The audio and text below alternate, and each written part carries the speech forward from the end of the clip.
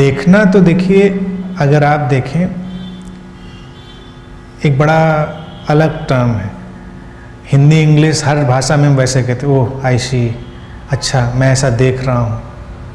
यानी कि जब हम सोचते हैं तो सोचने को भी कई बार देखना ही कहते हैं, कि मुझे बहुत दूर तक दिखाई दे रहा है कि क्या षड्यंत्र रचा जा रहा है, यानी कि हम सोच पा रहे हैं। तो अगर हम विचार की गति भी कर सकते हैं तो भी हम देख ही रहे हैं, एक तरह से देखना।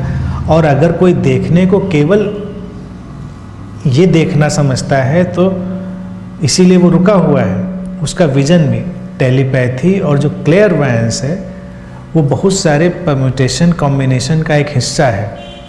जैसे कि दिखाई देता है तो आँख क्या करती है ये आप जानते ही हैं, जो केमिकल रिएक्शन और न्यूरॉन्स का जो इंटरेक्शन होता है और फिर उनकी कोडिंग डिकोडिंग जाके अंदर होती है, वो एक इमेज बनाती है। तो बड़ा कॉम्प्लेक्स प्रोसेस है देखने का। लेकिन अगर हम विचार भी कर सकते हैं बहुत स्पष्ट, तो विचार भी हमारे उस केमिकल कोडिंग डिकोडिंग का हिस्सा हो जाता है और हम देख लेते हैं।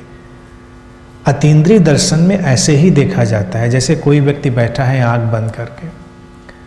आम तौर से लोगों की विजुअलाइजेशन की, देखने की क्षमता बड़ी कमज़ोर होती है, क्योंकि उन्होंने उस पर कभी काम नहीं किया। वो केवल मसल बिल्डिंग की तरह है, जिस पर काम करते हैं वो चीज़ें हो जाती।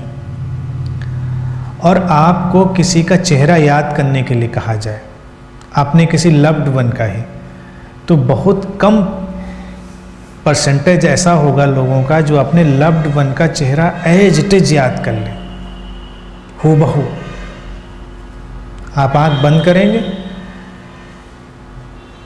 कुछ पकड़ में आएगा, कुछ पकड़ में नहीं। कभी नाक पकड़ में आएगी तो कान छूट जाएगा, कान पकड़ में आएगा तो होंठ छूट जाएंगे। थोड़ी देर में आपका चेहरा जो है वो हेजी होने लगेगा, कभी कान लंबे हो जाएंगे, कभी नाक छोटी हो जाएगी।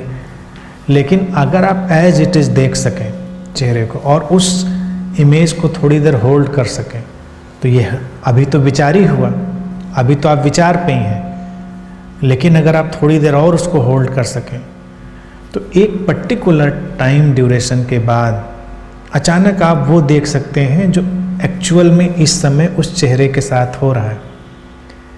या अचानक आप उसके अंदर के विचार को भी देख सकते हैं कि उसके अंदर क्या विचार है। ये पूरा विज्ञान सम्मत है। इसी तरह से किसी भी विचार को अगर आप अपने साथ होल्ड कर सकते हैं तो वो दिखाई देने लगता है। C.W. लेडबेटर ने इस पर बड़ा काम किया था।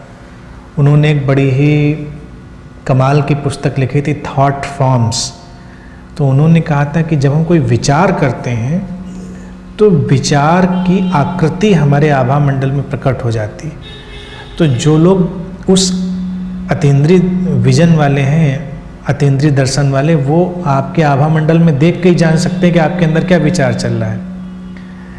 और अगर सचमुच में आपने किसी भी बात का विचार बहुत क्लियरली पकड़ लिया और आपके आभा मंडल में वो रिफ्लेक्ट हो गया है, तो एक तरह से आपने उसको मेटेरियलाइज कर दिया है, आपने उसको मैनिफेस्ट कर दिया। जल्दी ही वो मेटेरियलाइज होने लगेगा, वो आपके सामने आने लगेगा। तंत्र विज्ञान में, अकल्ट में इन सब पर ही प्रयोग किया गया है। लेकिन ये है कि इस पर प्रतिबंध है।